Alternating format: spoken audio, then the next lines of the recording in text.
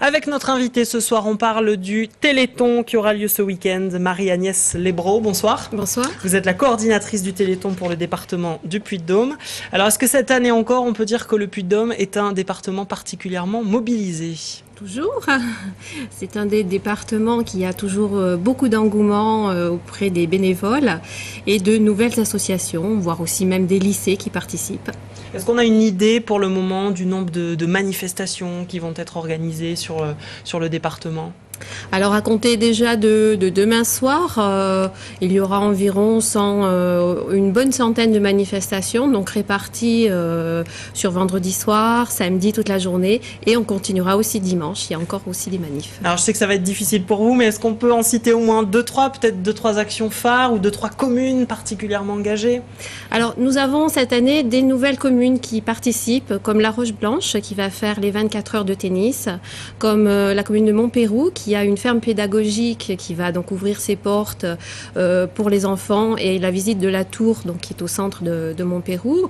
On a La Rode aussi qui participe. Nous avons sur Randan, voilà, de nombreuses communes qui sont toujours fidèles aussi et toujours avec des actions plus diverses et variées chaque année. Une commune aussi qu'on a souvent l'occasion de montrer, c'est Combronde. J'imagine que là encore plein de choses se préparent. Toujours.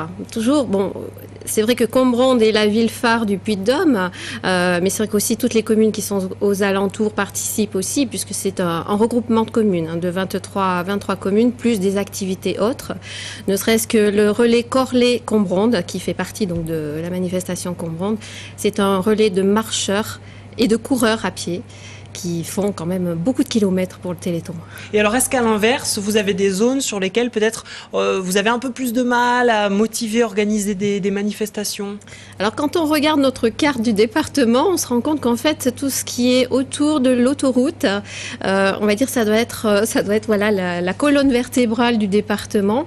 Je dirais c'est la plaine, donc forcément, il y a plus d'activités. Tout ce qui est côté montagne, donc Ambert, Sud d'Issoire, ou côté la Bourboule, sachant que la Bourboule repart cette année, c'est très bien.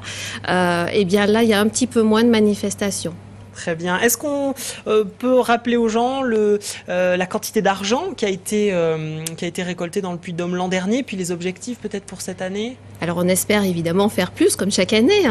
L'année dernière, nous avons récolté 381 663, je crois, euros. Donc c'était un petit peu en baisse. Bon, la crise étant aussi, il y a beaucoup de sollicitations de la part de bon nombre d'associations, puisque le mois de décembre est réputé pour être le mois généreux. Donc on espère que cette année, eh bien on va continuer à progresser plutôt et à développer justement cette collecte. Est-ce qu'on peut rappeler à quoi concrètement sert cet argent ? Je crois que c'est aussi un axe de la communication, un axe fort du Téléthon. Oui, cette année, nous mettons vraiment le point sur la recherche. D'ailleurs, nous avons un centre de recherche sur Clermont-Ferrand, mais c'est vraiment recherche pure. Nous avons aussi un centre pour les enfants, donc le suivi des enfants, le suivi des adultes. Mais cette année, au point de vue national, c'est vraiment sur tout ce qui est donc recherche, suivi des malades, et c'est ce que nous mettons en avant aussi sur notre département. Alors concrètement, tous les téléspectateurs qui nous regardent et qui souhaiteraient faire un don, quels vont être les moyens pratiques pour le faire ? Alors évidemment, le premier, c'est le 3637 par le téléphone.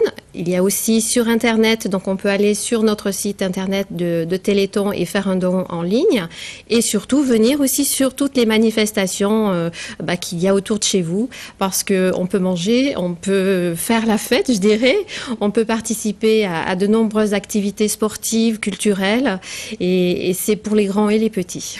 Comment vous expliquez, même si les dons peut-être se sont tassés ces dernières années, la popularité de ce Téléthon depuis 25 ans maintenant ? La popularité, c'est parce que c'est populaire, c'est ouvert à tout le monde se sent concerné et tout le monde est plus ou moins concerné, je dirais, un jour ou l'autre. Parce que toutes ces recherches qui sont faites donc grâce à l'argent du Téléthon servent aussi à des recherches beaucoup plus accessibles, on va dire, au grand public. Très bien, Marie-Agnès Lebreau, merci beaucoup. Je rappelle donc que le Téléthon débutera demain soir dans le Puy-de-Dôme comme partout en France.